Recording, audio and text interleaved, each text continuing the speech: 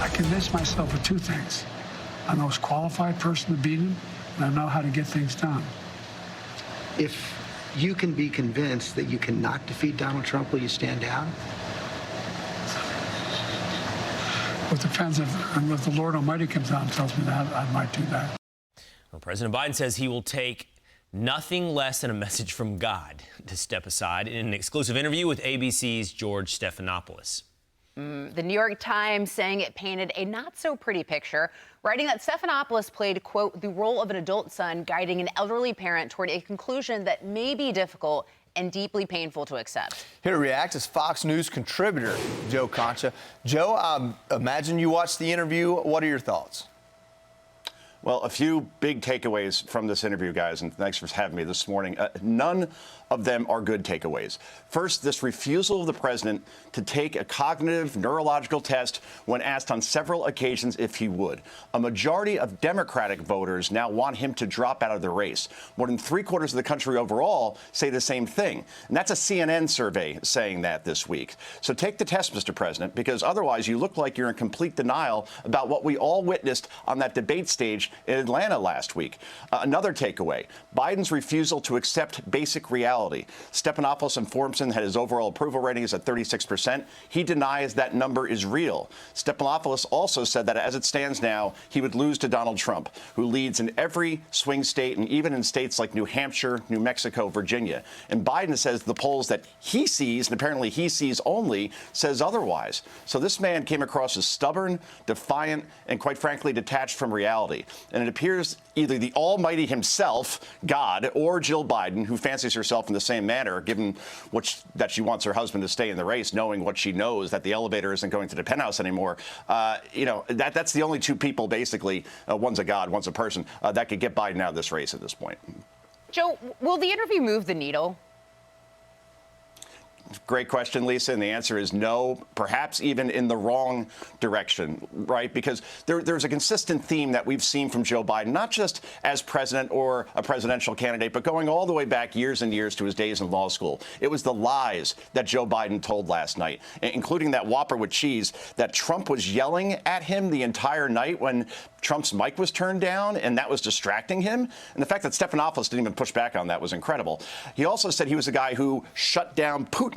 I'm pretty sure Putin is not shut down. He repeated that inject bleach lie that he said Trump recommended during the pandemic. That did not happen. He keeps saying that he created 15 million jobs, the most of any president in history. No, most of the jobs were restored that were lost during the pandemic. So ask yourself this. Why does Joe Biden need another 6 days to prep for that press conference he's going to hold this week, next Thursday? And that's, again, the first that he's held this year of the solo variety. Why does he need 8 days for the prep as far as this interview was concerned? Why was he so slow to do this interview after 8 days of a news cycle that just completely swept this president away and his chances of winning? So, again, too old, too slow, not remotely nimble enough for the job, nor to keep up with Donald Trump on the campaign trail. Right. If the election's held today, Trump wins. He wins quite easily. But back to Lisa's question on whether or not the interview moved the needle, there was an expectation either this will push Joe out of the race or he'll reconfirm for Democrats, relax, everything's going to be fine. I thought Ari Fleischer was pretty interesting, Joe, when he said he might have just hit the imperfect sweet spot. He might have just put Democrats in the most difficult position. He wasn't bad enough to push himself out, but he wasn't good enough to calm the waters. Right. Well, if he was debate Joe that we saw in Atlanta, then, yeah, I think that would have been the end. He wasn't quite that. But at the same time, the fact that he just denied all the things that were being presented to him as if he was hearing that kind of information for the first time. And the fact that he really, the one impression, I guess, that you get most from that interview and from that speech that he had in Madison, Wisconsin yesterday is that he isn't going anywhere.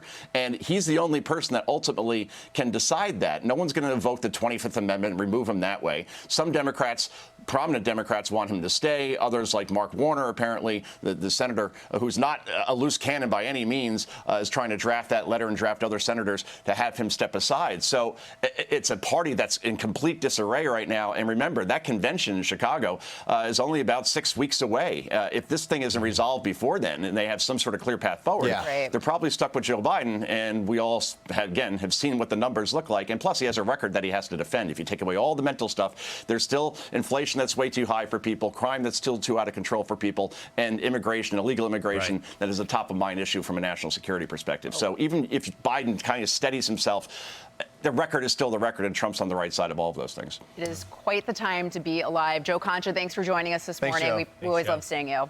Happy Saturday. Take care, guys. Thank you. I'm Steve Ducey. I'm Brian Kilmeade. And I'm Ainsley Earhart. And click here to subscribe to the Fox News YouTube page to catch our hottest interviews and most compelling analysis.